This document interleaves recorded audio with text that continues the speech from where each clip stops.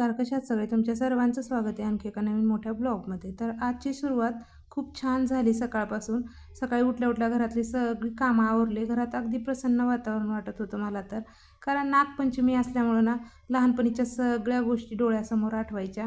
आपण लहान असताना नागपंचमी आली, की आदल्या दिवशी सगळी तयारी सुरू व्हायची आपली.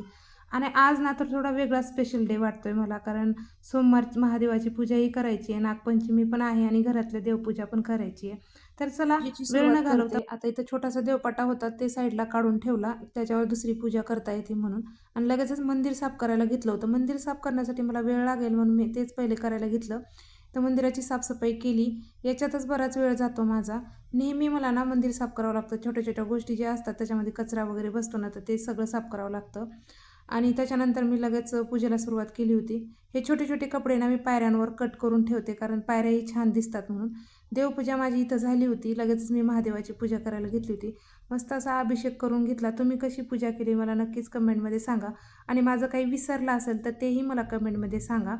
इथं माझी ना महादेवाची पूजा ऑलमोस्ट होतच आली होती. आज नागपंचमी आहे तर मला लहानपणीच्या खूप साऱ्या गोष्टी आठवायच्या. आमच्या गावामध्ये ना नागपंचमीच्या दिवशी मंदिराजवळ ना भुलई खेळायचे. आता कोणाकोणाला हा भुलई शब्द माहिती असेल तर कमेंटमध्ये नक्कीच सांगा. बोला सोमवार म्हणलं की आई आपल्याला आदल्या दिवशी सांगायची बेल आणायला. आम्ही तर आमच्या गावाच्या जवळ एक झाड होतं तिथलाच बेल खूप सारा आणायचो. डायरेक्टली फाटेच तोडून आणायचो आम्ही घरी. काल मी बाजारात गेली बेल आणण्यासाठी तर मला इतका महाग बेल भेटला की काय सांगू तुम्हाला.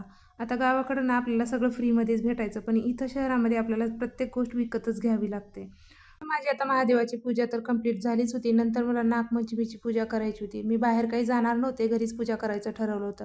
बाहेर कुठं वारूळ शोधत बसायचं आणि लेकरांना सोडून, म्हणून मी विचार केला घरीच पूजा करावी. पूजेची सगळी तयारी मी सगळीच रात्री करून ठेवली होती बाकीची. तर लगेचच मी इथं त्याची पण पूजा करून घेतली होती. माझी पूजा तुम्हाला कशी वाटली आणि हा ब्लॉग कसा वाटला नक्कीच कमेंटमध्ये सांगा. नवीन असेल तर चॅनलला फॉलो करायला विसरू नका. भेटूया लवकरच, तोपर्यंत बाय.